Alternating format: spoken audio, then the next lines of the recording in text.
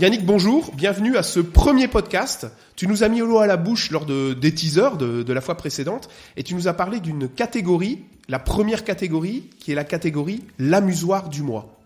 Tout à fait. Bonjour à tous. L'amusoire du mois, on va la retrouver à chaque podcast. Ça va être un jeu, ça va être notre jeu coup de cœur. Et l'amusoire du mois de ce mois-ci, c'est quoi ? Parks. C'est un excellent jeu qui va se jouer de 1 à 5. C'est un jeu qu'on a sélectionné pour être l'amusoire du mois parce que les règles sont faciles à apprendre. Les parties peuvent être très complexes et il y a une rejouabilité qui est assez forte. Et en plus, il y a un matériel absolument somptueux. Est-ce que tu peux nous raconter un petit peu l'histoire du jeu ? Dans quel contexte on joue ? C'est quoi ? Qu'est-ce qu'on fait ? On est quoi ? On est des randonneurs et on va aller visiter des parcs nationaux américains. Et pour ce faire, on va récupérer des gourdes parce qu'on aura besoin de boire. On va récupérer des équipements pour aller plus loin, pour pouvoir visiter plus de parcs. Et en plus, on va pouvoir faire des petites photos des parcs nationaux américains. Clic-clac.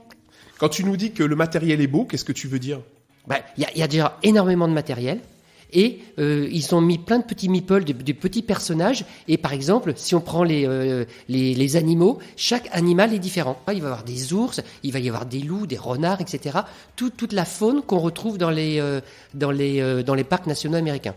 Qu'est-ce qui fait que c'est ton coup de cœur du mois ? C'est quoi les éléments forts ? 1, les règles sont faciles. 2, une énorme rejouabilité. 3, un matériel somptueux. Puis je crois que tu peux aussi en dire un petit mot, parce que tu le connais, toi, Parks. Ouais, ce jeu, moi, je l'adore vraiment aussi. C'est vraiment également un coup de cœur pour moi. Parce que ce qui est intéressant, c'est que vous expliquez les jeux en 10 minutes. Et plus vous jouez, plus ça devient complexe. Et ça, c'est quelque chose de vraiment fort. Et le jeu, il est somptueux. Le matériel, il est vraiment magnifique.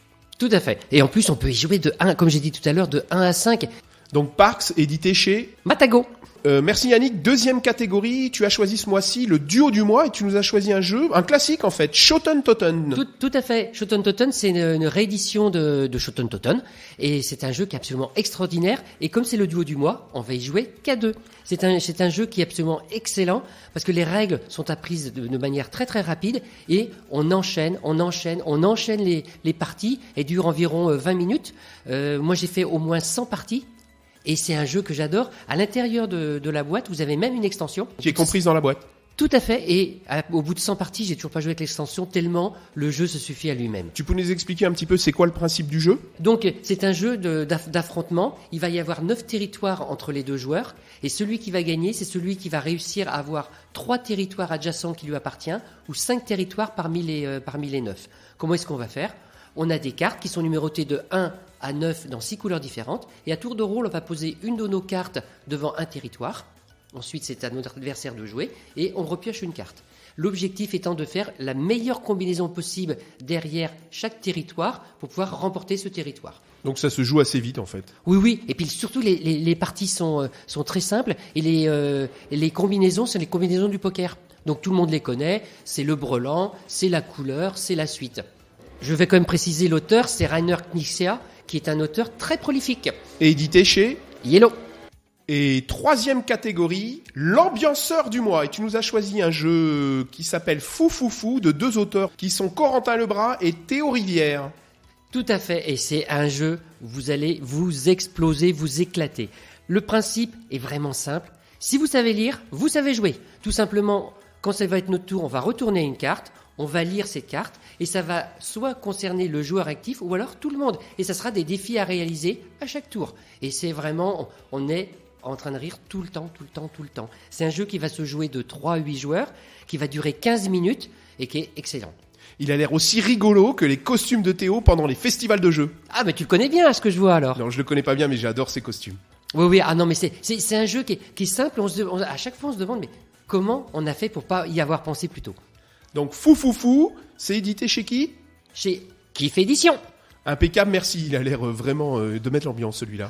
Yannick, on arrive déjà à la dernière rubrique de notre premier podcast. Donc tu te rappelles, on va essayer de construire un mur, notre ludothèque idéale. C'est quoi la première brique de notre mur ?